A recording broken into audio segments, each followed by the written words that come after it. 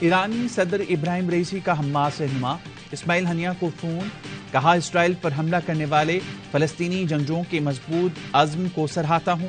شاندار کارروائیاں امت اسلامیہ کے 70 سالہ پرانی توقعات کی تکمیل ہیں۔ اوائسی نے غزہ پٹی کی اسرائیلی جارحیت کی مذمت کی، صورتحال کا ذمہ دار اسرائیل کو ٹھہرا دیا۔ اسلامی تعاون تنظیم نے عالمی برادری سے اسرائیلی قبضہ ختم کروا کر فلسطینی ریاست قائم کرنے کا مطالبہ کیا۔ سعودی وزارت خارجہ نے کہا عالمی برادری اپنی ذمہ داری پوری کرے، دو ریاستی حل پر عمل سے ہی خطے میں امن کا قیام ممکن ہو سکے گا۔ چینی وزارت خارجہ نے فریقین سے صبر و تحمل کا مظاہرہ کرنے اور جنگ بندی کی اپیل کی۔ روس نے مذاکرات سے مسئلے کا پرامن حل تلاش کرنے پر زور دیا۔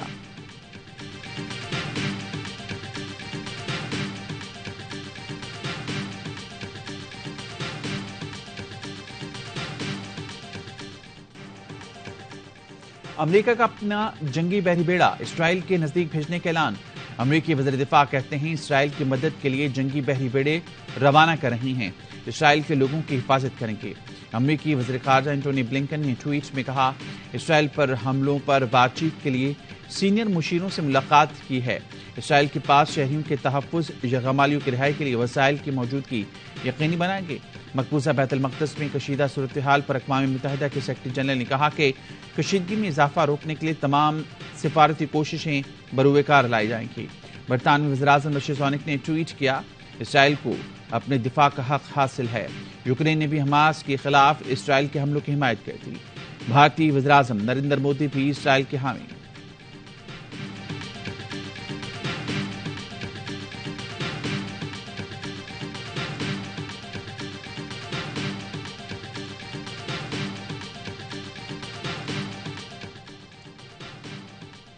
فلسطین اسرائیلی کشیدگی سلامتی کونسل اجلاس میں اتفاق رائے نہ ہو سکا، امریکہ کا سلامتی کونسل اجلاس میں عدم اتفاق پر افسوس کا اظہار۔ امریکی سفارتکار کا کہنا تھا سلامتی کونسل کے بیشتر رکن ملکوں نے حماس حملے کی مذمت کی۔ روس نے سلامتی کونسل کے دیگر رکن ملکوں سے اتفاق نہیں کیا۔ روسی سفارتکار کا کہنا تھا سلامتی کونسل فلسطین سے متعلق پہلے سے طے معاہدے پر عمل کرے۔ اجلاس میں فوری جنگ بندی اور بامانی مذاکرات پر زور دیا۔ چینی سفارتکار نے کہا سلامتی کونسل اجلاس میں متفقہ قرارداد نہ لانا غیر معمولی بات ہے۔ چین کہہ چکا وہ سلامتی کونسل کی متفقہ قرارداد کی حمایت کرے گا۔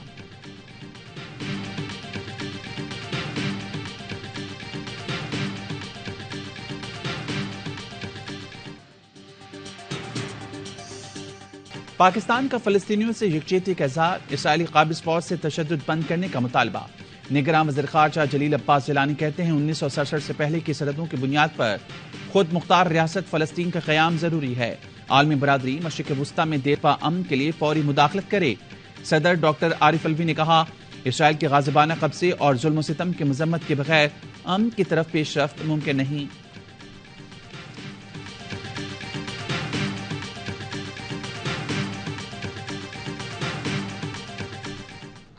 پاکستان بھکاری بن گیا ہے تو ہمیں نواز شریف کیوں یاد آتا ہے؟ آج جب مہنگائی ہے تو آپ کو نواز شریف کیوں یاد آتا ہے؟ آج جب ڈیزل، بجلی، پیٹرول مہنگا ہے تو نواز شریف کیوں یاد آتا ہے؟ آج کیوں نواز شریف کا راستہ دیکھ رہے ہو؟ نواز شریف ہمیشہ ملک کو ٹھیک کر کے دکھاتا ہے۔ آج پاکستان بھکاری بن گیا تو نواز شریف کیوں یاد آتا ہے؟ بجلی، گیس، پیٹرول مہنگا ہو گیا تو نواز شریف کیوں یاد آتا ہے؟ قوم کیوں نواز شریف کا راستہ دیکھ رہی ہے؟ مریم نواز کا لاہور میں جلسے سے خطاب، کہا نواز شریف ہمیشہ ملک ٹھیک کر دیتا ہے، تسلی رکھو اس بار بھی نواز شریف آ کر ملک ٹھیک کر دے گا۔ 2017 میں نواز شریف کو نہیں پاکستان کی ترقی کو نکالا گیا۔ شیر کو مٹانے کے لیے آنے والے کئی آئے اور گئے، شیر وہیں کھڑا ہے۔ پاکستان میں موت سستی ہے اور روٹی مہنگی ہے۔ میں اس ظلم کے خلاف میدان میں کھڑا ہوں۔ یہ ظلم ایسٹ انڈیا کمپنی نے بھی میرے ملک کے عوام کے ساتھ نہیں کیا تھا، جو ظلم پاکستان کے عوام کے ساتھ کیا ہے آئی پی پیز کے معاہدے کر کے۔ عوام بیدار ہو گئے، اب یہ کمپنی ایسے نہیں چلے گی۔ ملک میں موت سستی، روٹی مہنگی ہے۔ جماعت اسلامی اس ظلم کے خلاف کھڑی ہے۔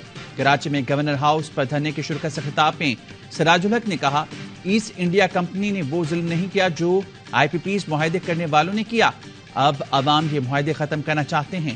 فلسطینیوں کے ساتھ اظہار یکجہتی کے لیے ایک ہفتہ منانے کے بعد پھر مہنگائی کے خلاف احتجاج ہوگا۔ ہم فیصلہ کریں گے اب دھرنا گورنر ہاؤس کے باہر ہوگا یا اندر ہوگا. آپ کی باری ختم، اب عوام کی باری شروع ہو رہی ہے. حافظ نعیم الرحمان نے کہا کراچی کے حقوق پر تمام سیاسی جماعتوں نے چپ سادھ لی ہے.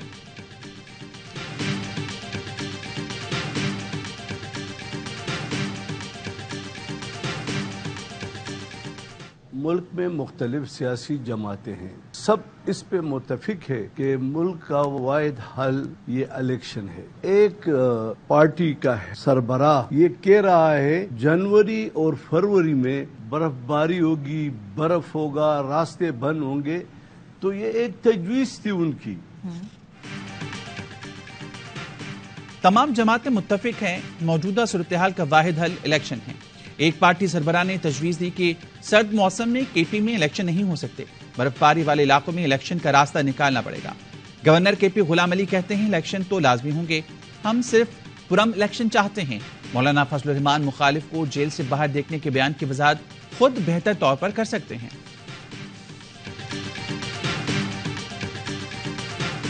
پاکستان نے 40 سال تک افغان اور غیر ملکی تارکین وطن کا بوجھ اٹھایا ہے. ان کے اہل خانہ سمیت 40 سال تک پناہ دی. وہ احسان فراموشی کا مظاہرہ کرتے ہوئے آج بے تکی باتیں کرتے ہیں. 40 سال تک افغان مہاجرین کا بوجھ برداشت کیا، جن کو پناہ دی اب وہ احسان فراموشی کر رہے ہیں. نگراں وزیر اطلاعات بلوچستان جانا چکزئی کہتے ہیں غیر قانونی مقیم غیر ملکیوں کو باعزت طریقے سے واپس بھیجیں گے. ریاستی پالیسی پر کوئی بھی دباؤ برداشت نہیں کیا جائے گا، کسی کو انتشار پھیلانے کی اجازت نہیں دیں گے. ایمل ولی خان کے بیان کی مذمت کرتا ہوں، اردو بولنے والوں کو تارکین وطن سے ملانا بہت غلط ہے.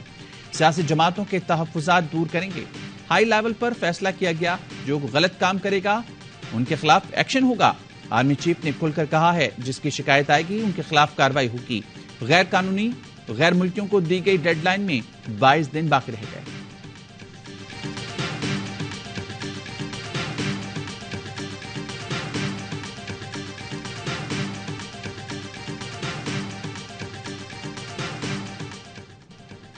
ہم ہجرت میں ہیروئن، کلاشنکوف اور مذہبی دہشت گردی ساتھ لے کر نہیں آئے تھے. ہم نے مسجدیں تعمیر کی، مسجدوں میں دھماکے نہیں کیے. ایم کیو ایم پاکستان کے کنوینر ڈاکٹر خالد مقبول صدیقی کہتے ہیں ہم ہندوستان توڑ کر پاکستان آئے تھے. اس ملک کو یہ شناخت ہم نے دی ہے. آپ شناختی کارڈ چھین کر ہم سے یہ شناخت چھین نہیں سکتے. صرف افواہ نہیں، جو بھی غیر قانونی رہتا ہے اس کو ملکی قانون کا سامنا کرنا پڑے گا. این پی رہنما شاہی سعید کہتے ہیں کراچی میں رہنے والے اردو سپیکنگ بانیان پاکستان کی اولادیں ہیں، انہیں غیر قانونی تارکین وطن کہنا مناسب نہیں. تمام غیر قانونی تارکین وطن کو اپنے ملک جانا چاہیے.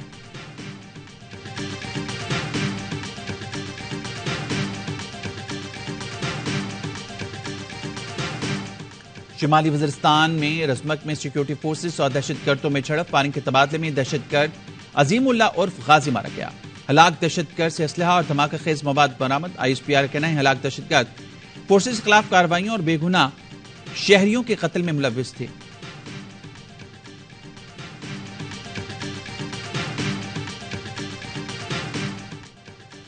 پاک فضائیہ کی جانب سے 14 ملکی بین الاقوامی فضائی مشق انڈس شیلڈ 2023 کا آغاز.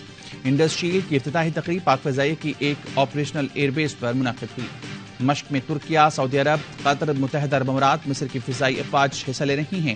Year vice marshal Tariq Mahmood Ghazi نے کہا مشق پاک فضائیہ کے لیے ٹیکنالوجی کے فروغ، صلاحیتوں کو جدت سے ہمکنار کرنے میں مدد دے گی.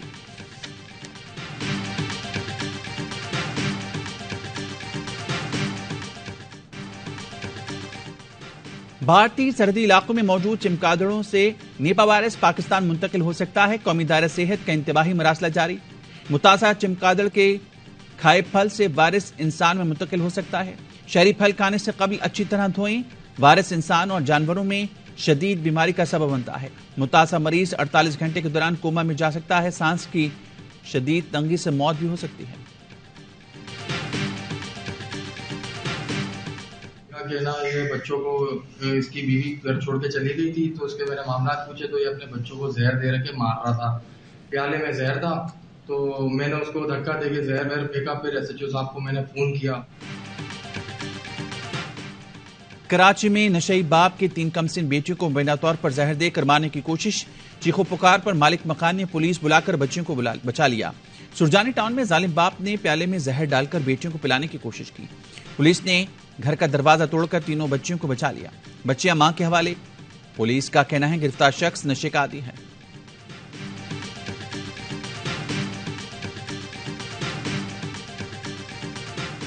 یعقوبات میں بارات جا رہی تھی تو بچہ وہاں پر کھیل رہا تھا، وہ ویگو گاڑی والا بارات کے ساتھ تھا، وہ بچے کو گاڑی کے نیچے رگڑتا ہوا چلا گیا، دونوں ٹائر چلاتا ہوا اور گاڑی روک کے اس نے بچے کو اٹھایا بھی نہیں۔ کراچی میں شادی میں پیسے لوٹتے ہوئے بچہ گاڑی تلے آ کر جاں بحق ہو گیا۔ اورنگی 11:30 میں شادی میں نوٹ اڑاتے جا رہے تھے، پولیس نے 2 باراتی گرفتار کر لیے۔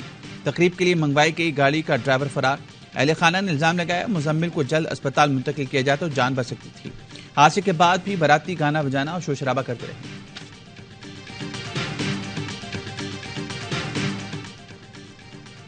ٹوبہ ٹیک سنگھ میں زبیدہ مسجد کے قریب تیل کے گودام میں آگ لگ گئی۔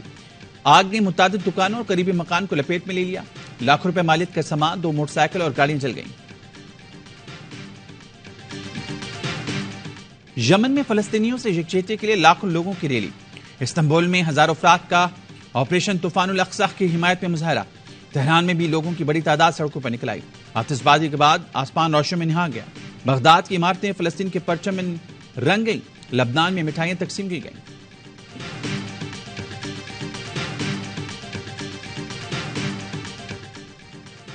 حماس کے حملے فلسطینیوں کے قتل عام کا نتیجہ ہیں۔ اسرائیل کے خلاف اسرائیل کے اندر سے آوازیں اٹھنا شروع ہو گئیں۔ اسرائیلی اپوزیشن لیڈر کی وزیراعظم نتنیاہو پر شدید تنقید، بولے پہلے ہی خبردار کیا تھا کہ فلسطینیوں کے خلاف غیر انسانی پالیسیاں تبدیل کرنی ہوں گی، فلسطینیوں کی منظم نسل کشی کا بھیانک نتیجہ نکلے گا جس کی قیمت سب کو چکانا پڑے گی۔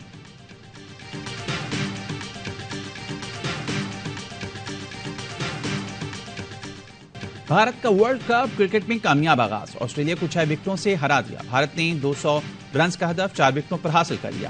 2 رنز پر 3 وکٹیں گرنے کے بعد وراٹ کوہلی اور کے ایل راہل کی شاندار بیٹنگ 165 رنز کی شراکت بنائی۔ کوہلی نے 85، راہل نے ناقابل شکست 97 رنز سکور کیے۔ آسٹریلوی ٹیم پہلے بیٹنگ کرتے ہوئے 199 رنز پر ڈھیر ہوئی۔ ورلڈ کپ کے تمام میچز دیکھیے اسپورٹس پر براہ راست۔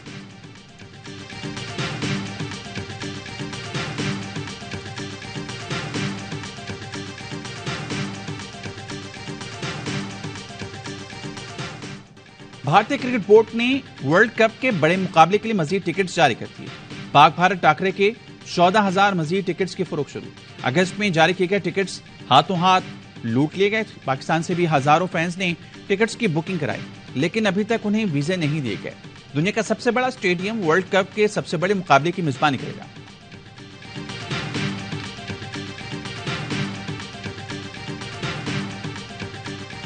بھارت بھی پہنچ گیا۔ آسٹریلیا اور بھارت کے ورلڈ کپ میچ میں جارو بھارت کی جرسی پہن کر گراؤنڈ میں گھس گیا۔ سیکیورٹی کار پھرتی دکھاتے ہوئے گراؤنڈ سے باہر لے گئے۔ آئی سی سی نے جارو پر ورلڈ کپ میچز میں آنے پر پابندی عائد کر دی۔ 2021 میں بھی انگلینڈ اور بھارت کے درمیان ٹیسٹ میچ میں گھسایا تھا۔ اسپنر انڈین اسپنر نے بہت اچھی بالنگ کی، کیچ چھوڑ جاتے ہیں، سب کچھ ہو جاتا ہے، لیکن اگر اس ٹائم پہ وہ کیچ ہو جاتا تو 20 پہ 4 ہو جاتا انڈیا، تو پھر بھی ہو سکتا تھا کہ پھر بھی یہ رن ہو جاتے، لیکن پھر اور گیم اچھا ہوتا۔ ہر لمحہ پرجوش میں ورلڈ کپ کا جوش عروج پر۔ یونس خان کہتے ہیں بھارت آسٹریلیا میچ میں کوہلی کا میچ پکڑا جاتا تو میچ اور دلچسپ ہوتا۔ آسٹریلین جارحانہ کھیلتے ہیں۔ باسط علی بولے بھارتی کھلاڑیوں نے پچ کو زیادہ بہتر سمجھا اور جیت گئے۔ کامران اکمل کا کہنا تھا آسٹریلیا والوں نے وہ غلطیاں کی جو عموماً وہ نہیں کرتے، صرف ایک اسپنر کو کھلایا۔ عائشہ عمر بنی مہمان اور کیا وسیم بادامی کے معصومانہ سوالات کا سامنا۔ مصطفیٰ چودھری نے دھارا قائم علی شاہ کا روپ، عادی کے چٹکلے۔